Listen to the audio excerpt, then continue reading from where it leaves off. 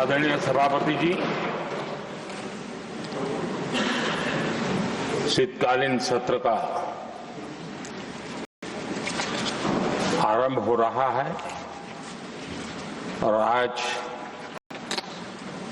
सदन के हम सभी माननीय सदस्यों के लिए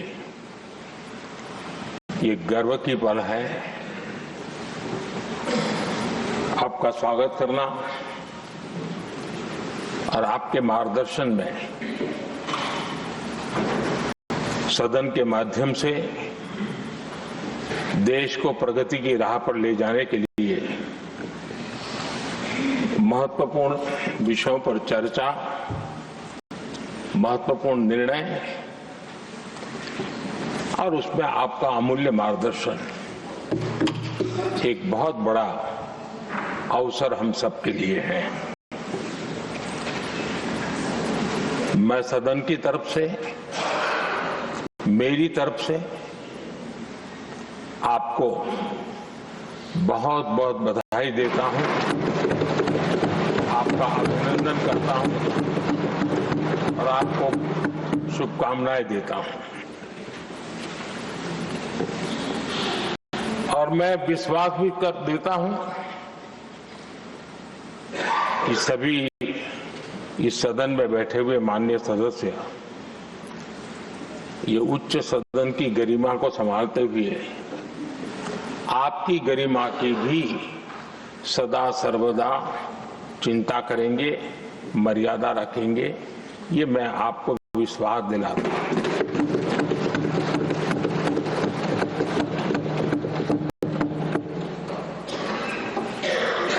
हमारे सभापति जी एक सामान्य परिवार से आ रहे हैं, किसान परिवार से निकले हैं और पूरा जीवन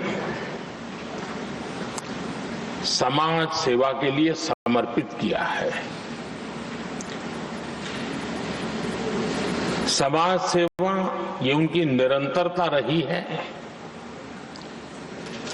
राजनीतिक क्षेत्र उसका एक पहलू रहा है, लेकिन मुख्य धारा समाज सेवा की रही है। समाज के प्रति समर्पित होकर के जितना कुछ अपने युवा काल से लेकर अब तक वो करते आए हैं, करते रहे हैं, वो हम सभी समाज सेवा के प्रति रुचि रखने वाले लोगों के लिए एक प्रेरणा है, एक मार्गदर्शन है। सामान्य परिवार से, सामान्य समाज से, सामान्य राजनीतिक जहां अलग अलग करवट बदलती रही है, उसके बावजूद भी आपका यहां तक पहुंचना, हम सबका मार्गदर्शन प्राप्त होना, ये भारत के लोकतंत्र की सबसे बड़ी ताकत है।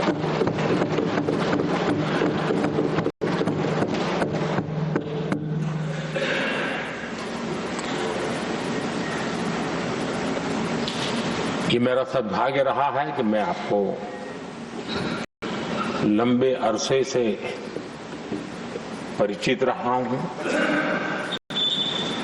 सार्वजनिक जीवन में साथ साथ काम करने का अवसर भी मिला है। लेकिन प्रधानमंत्री के रूप में जब मुझे यहाँ दायित्व मिला और जब मैंने आपको अलग अलग जिम्मेवारियां में काम करते देखा, तो मेरे मन पर अतिशय सकारात्मक भाव जगना बहुत स्वाभाविक था। क्वायर बोर्ड के चेयरमैन के रूप में हिस्टोरिकली हाईएस्ट प्रॉफिट वाली इंस्टीट्यूशन में कन्वर्ट करना, यानी आपका किसी संस्था के प्रति समर्पण हो तो कितना विकास किया जा सकता है और कैसे दुनिया में उसकी एक पहचान बनाई जा सकती है, वो आपने करके दिखाया। आपको भारत के कई क्षेत्रों बहुत कम लोगों को ऐसा अवसर मिलता है। आप झारखंड में महाराष्ट्र में, तेलंगाना में, पुडुचेरी में राज्यपाल, लेफ्टिनेंट गवर्नर अलग अलग दायित्व संभालते रहे। और मैं देखता था कि झारखंड में तो आदिजाति समाज के बीच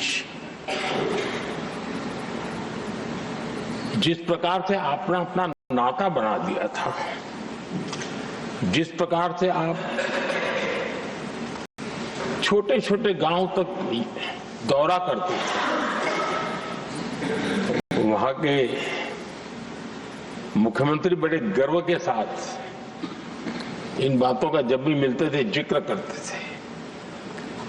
और कभी कभी वहां के राजनेताओं के लिए भी चिंता होती थी कि हेलीकॉप्टर हो या न हो, इसकी कोई परवाह किए बिना जो गाड़ी है आप चलते रहते थे, रात को छोटे छोटे स्थान पर रुक जाना। ये जो आपने एक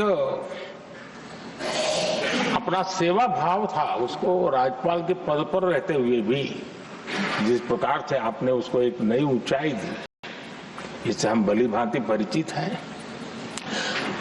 मैंने आपको एक कार्यकर्ता के रूप में देखा है,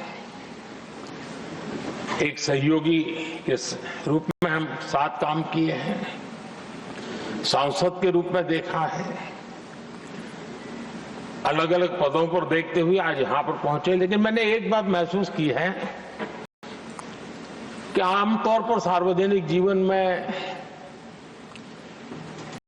पद पर पहुंचने के बाद कभी लोग पद का भार अनुभव करते हैं और कभी कभी प्रोटोकॉल में दब जाते हैं। लेकिन मैंने देखा है कि आपको और प्रोटोकॉल का कोई नाता ही नहीं रहा है, आप प्रोटोकॉल के परे रहे। और मैं समझता हूं सार्वजनिक जीवन में प्रोटोकॉल से मुक्त जीवन की एक ताकत होती है, और वो ताकत हम हमेशा आप में अनुभव करते रहे हैं, और ये हमारे लिए गर्व का विषय है। आदरणीय सभापति जी, आपके व्यक्तित्व में सेवा, समर्पण, संयम, इन सभी बातों से हम भली भांति परिचित हैं। वैसे आपका जन्म तो डॉलर सिटी में हुआ और उसकी एक अपनी पहचान है, लेकिन उसके बावजूद भी आपने अपनी सेवा का क्षेत्र अंत्योदय को चुना। आपने हमेशा एक डॉलर सिटी के भी उस तबके की चिंता की जो दबे कुचले और कुछ वंचित परिवार थे, उनकी चिंता की।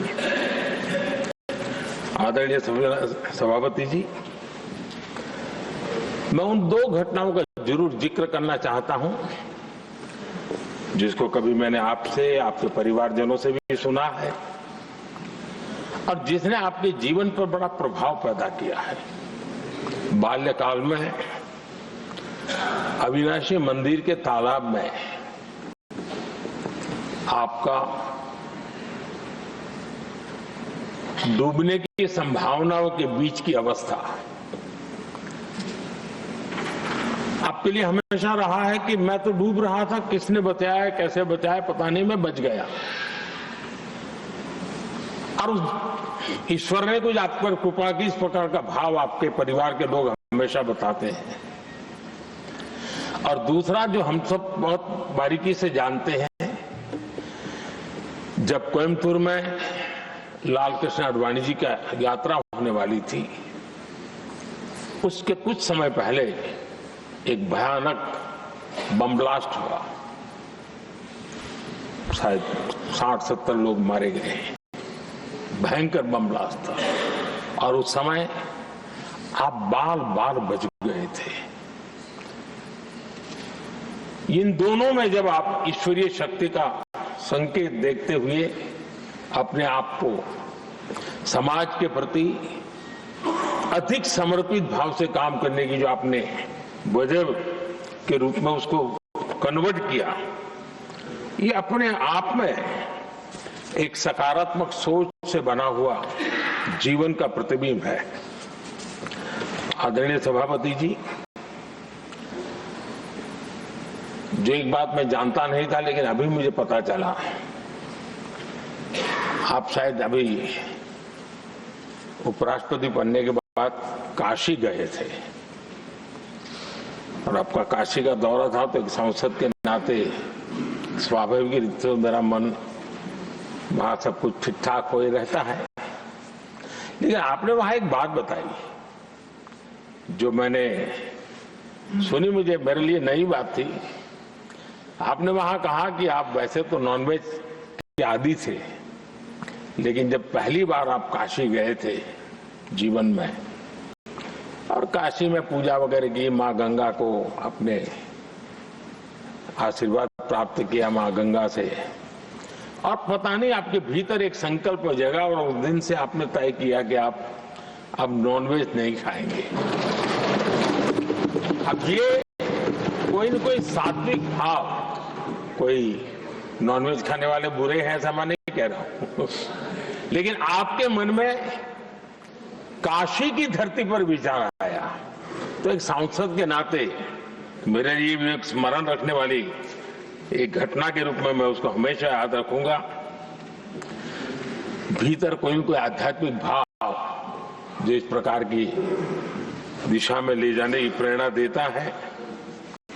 आदरणीय सभापति जी, छात्र जीवन से आपकी नेतृत्व सामर्थ्य रहा है। आज राष्ट्रीय नेतृत्व की दिशा में आप हम सब का मार्गदर्शन करने के लिए यहाँ विराजमान है, यह हम सब के लिए गर्व का विषय है। आदरणीय सभापति जी, आप लोकतंत्र के रक्षक के रूप में अपनी जवानी में, युवा अवस्था में, जब किसी को भी सरल मार्ग से जाने का मन कर जाता है, आपने वो रास्ता नहीं चुना, आपने संघर्ष का रास्ता चुना। लोकतंत्र पर आए हुए संकट के सामने मुकाबला करने का रास्ता चुना और आपने आपातकाल में एक लोकतंत्र के सिपाही की तरह जिस प्रकार से लड़ाई लड़ी, साधनों की सीमाएं थी, मर्यादाएं थी, लेकिन जज्बा कुछ और ही था। और वह उस क्षेत्र के सभी, उस सब पीढ़ी के नौजवान आज भी इमरजेंसी के खिलाफ की आपकी जो लड़ाई थी, लोकतंत्र के लिए आपका संघर्ष था, उसमें आपने जन जागृति के जो विविध कार्यक्रमों को अपनाया था, लोगों को जिस प्रकार से आप प्रेरित करते थे, वे हमेशा हमेशा के लिए लोकतंत्र प्रेमियों के लिए एक प्रेरणा देने वाली घटना रही। आप एक अच्छे संगठक रहे हैं, मैं भली भांति जानता हूं। आपने संगठन में जो भी दायित्व संभालने का अवसर आया, आपने उस जिम्मेवारी को चार चांद लगा दिए, अपने परिश्रम से लगा दिए। आपने हमेशा सबको जोड़ने का प्रयास किया, नए विचारों को स्वीकार करने का प्रयास किया, नई पीढ़ी को अवसर देने का प्रयास किया। ये हमेशा संगठन में आपके कार्य की विशारद रही।